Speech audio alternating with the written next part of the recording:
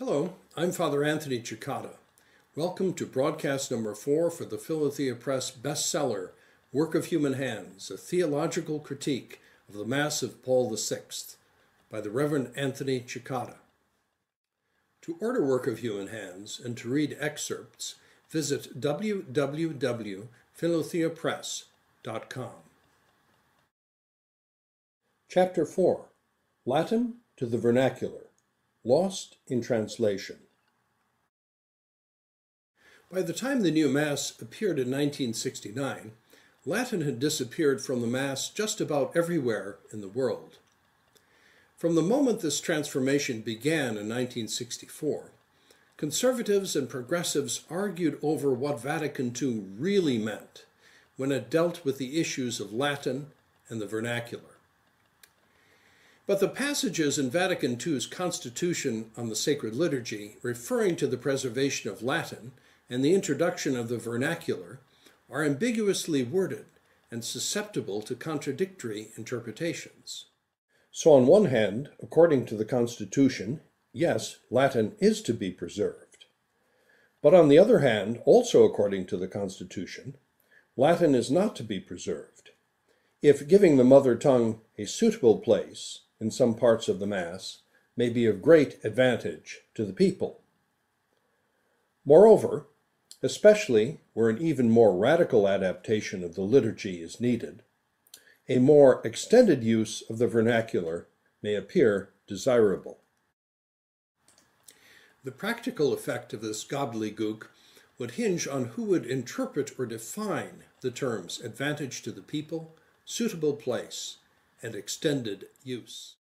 And after Vatican II, of course, this was Father Bonini, who wrote the Constitution, Concilium, which had the authority to interpret the Constitution, Paul VI, who had long advocated vernacular and who backed up Concilium's decisions, and the national bishops' conferences, who under the provisions of the Constitution had the right to petition for the vernacular. Chapter 4 of Work of Human Hands tells this story. It also offers a resume of the question of Latin versus the vernacular for the celebration of Mass. Absolute intelligibility was not a requirement for liturgical language in the time of our Lord or in the early Church. For 1600 years, the Church carefully preserved the special status of Latin as the language for the Mass of the Roman Rite. Apart from that, the Church encouraged Eastern rites to retain their proper languages. She occasionally even permitted the Mass of the Roman Rite to be celebrated in a modern language. But these were not real precedents for the post-Vatican II process of vernacularizing the Mass. The languages used in the various Eastern rites were not true vernaculars in every case.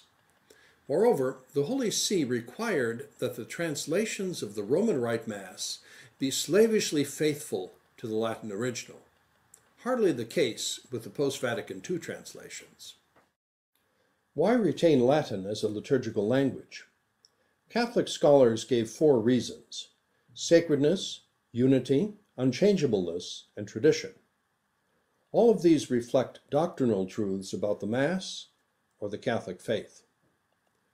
Advocating the abandonment of Latin for the vernacular, on the other hand, is historically linked with the corruption of doctrinal truth. The vernacular was used as a means to spread heresy, to falsify doctrine through mistranslations, and to deny the objective value of the holy sacrifice of the Mass. In 2011, 40 years after the Mass of Paul VI was promulgated, a more accurate official English translation of the Latin original finally appeared. Conservative Catholics had long criticized the inaccuracy of the English translations approved in the early 1970s.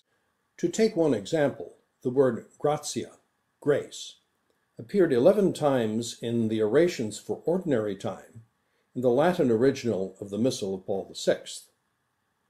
It didn't appear in the official English translations of these prayers even once. Grace disappeared without a trace. We conservatives then claimed that this was the mischief of progressives in the national bishops' conferences. In fact, it was the result of the official policy of the Holy See. 3 documents issued between 1964 and 1967 by Concilium, the Vatican office entrusted with implementing the liturgical reform, progressively allowed more freedom to adapt translations. The final blow to any pretense at accuracy in translations came with the Vatican instruction Comme le prévoit, January 25, 1969, which laid down the principles that produced the distortions, omissions, and outright errors in modern liturgical translations. Who ultimately was responsible for approving the document that caused this mess? Was it, as we conservatives in the 1970s used to claim, a wicked band of modernist conspirators who surrounded our beloved Holy Father? Or does the blame really rest with someone a bit higher up? To find out the answer, read Lost in Translation, Chapter 4 of Work of Human Hands, a theological critique of the Mass of Paul VI.